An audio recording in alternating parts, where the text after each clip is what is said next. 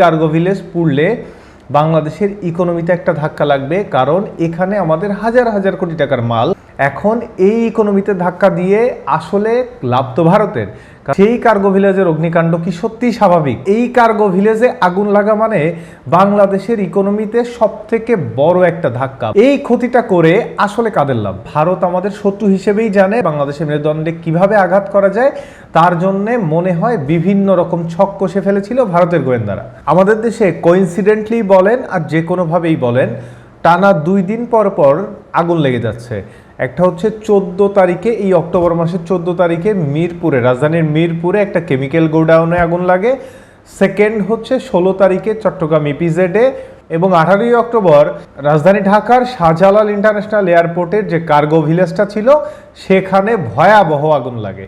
এই 3টে আগুনের একটা ইকুয়েশন মিলান, 3টা আগুন ঠিক 2 দিন পর পরে লাগে, ঠিক 2 দিন পর পর। এই আগুনগুলার পিছে কোনো ষড়যন্ত্র আছে, আর এই ষড়যন্ত্রের নায়ক ভারত। জাস্ট আপনি ফ্যাক্টগুলো বিশ্বাস করুন। রাজধানী ঢাকার শাহজালাল ইন্টারন্যাশনাল এয়ারপোর্টের যে কার্গো ভিলেজটা আছে, এই কার্গো ভিলেজটাতে আসলে কি কি মাল আছে? এই কার্গো ভিলেজে বাংলাদেশের আমদানি করা এবং বাংলাদেশ থেকে রপ্তানি করার জন্য যেসব মাল আসে বা রাখা হয় বিদেশে পাঠানোর জন্য, সেই মালগুলো ওই কার্গো ভিলেজের ওইখানে স্টোর করা হয়। পরে 1 বাই 1 প্লেনে ওঠানো হয়, দেন মালগুলো পাঠানো হয়, বা বাইরে থেকে যে মালগুলো আসে স্টোর ওই কার্গো ভিলেজেই করা হয়। তো কার্গো ভিলেজকে বলা হয় এক প্রকার আমাদের দেশের বিজনেসের মেরুদণ্ড, বা কার্গো ভিলেজকে বলা হয় দেশের বিজনেসের হাব। যেই কার্গো ভিলেজটাতে আমাদের দেশের হাজার হাজার কোটি টাকার মালামাল রপ্তানি এবং আমদানির জন্য যে হাজার হাজার কোটি টাকার মাল এয়ারপোর্টে নেওয়া হচ্ছে, সেই মালগুলো স্টোর করা হয় কার্গো ভিলেজে। এখন এই কার্গো ভিলেজে আগুন লাগা মানে বাংলাদেশের ইকোনমিতে সব থেকে বড় একটা ধাক্কা, বাংলাদেশের ইকোনমিতে অনেক বড় একটা ক্ষতির সম্ভাবনা।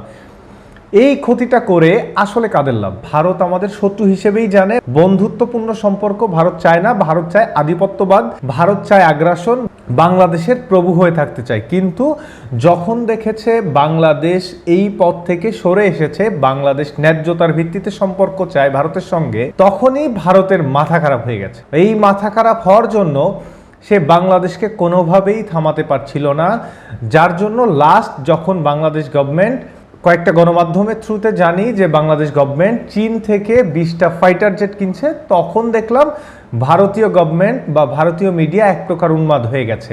এই বাংলাদেশকে কি করে থামানো যায়, বাংলাদেশের গ্রোথ কি করে থামানো যায়, বাংলাদেশের ইকোনমিতে বাংলাদেশের মেরুদণ্ডে কিভাবে আঘাত করা যায়, তার জন্যে মনে হয় বিভিন্ন রকম ছক কষে ফেলেছিল ভারতের গোয়েন্দারা। মিরপুরের বা চট্টগ্রাম ইপিজেডের আগুনের সঙ্গে কার্গো ভিলেজের আগুনের মিল করছি না। হজরত শাহজালাল ইন্টারন্যাশনাল এয়ারপোর্টে 18ই অক্টোবর ঘটে যাওয়া যে অগ্নিকাণ্ড কার্গো ভিলেজে, সেই কার্গো ভিলেজের অগ্নিকাণ্ড কি সত্যি স্বাভাবিক? যদি স্বাভাবিক না হয়ে থাকে তো চিন্তা করেন, এই কার্গো ভিলেজ পুড়লে বাংলাদেশের ইকোনমিতে একটা ধাক্কা লাগবে, কারণ এখানে আমাদের হাজার হাজার কোটি টাকার মাল। এখন এই ইকোনমিতে ধাক্কা দিয়ে আসলে লাভ তো ভারতের, কারণ ভারত চায় বাংলাদেশকে এক প্রকার তাদের দিকে ঝোঁকাতে, যে আমরা যখন বিভিন্নভাবে অর্থনীতিতে ক্ষতিগ্রস্ত হব তো তখন তাদের কাছে হয়তো সাহায্য কামনা করব, যে ভাই তোমরা আমাকে সাহায্য করো, আমার এত টাকা ক্ষতি হয়ে গেছে, এই ক্ষতি আমাদের দ্বারা কোনোভাবে মেটানো সম্ভব না তোমাদের সাহায্য ছাড়া। কারণ দেখুন, বিমানবন্দর এলাকা হাই সিকিউরিটি থাকে, হাই অ্যালার্ট থাকে। এই হাই অ্যালার্ট হাই সিকিউরিটির এরিয়াতে এত বড় অগ্নিকাণ্ড নিশ্চয়ই কোনো স্বাভাবিক ঘটনা নয়, কারণ বিমানবন্দর এরিয়াটা, আর যেহেতু কার্গো ভিলেজ এরিয়া, এইখানে কোটি কোটি টাকার মালামাল থাকে। এই জিনিসটা কন্টিনিউয়াসলি হয়তো মনিটরের মধ্যেই রাখা হয়, কন্টিনিউয়াসলি চেক আপের উপর রাখা হয়। সেই জায়গাতে এমন একটা ঘটনা ঘটে গেল, এটা কি আসলেই স্বাভাবিক?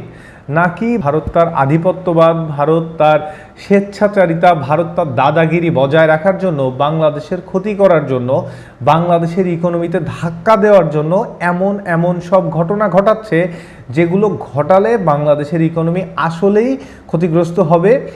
বাংলাদেশ হয়তো ভারতের কাছে সেই দাদাগিরি, ভারতের দাদাগিরিটা মেনে নেবে। এই সব কারণে হয়তো অনেক জায়গা থেকে অনেক রকম গুঞ্জন শুনছি যে ভারতীয় গোয়েন্দা সংস্থা বা ভারত সরকার হয়তো চাচ্ছে যে বাংলাদেশকে এমন একটা ধাক্কা দিতে।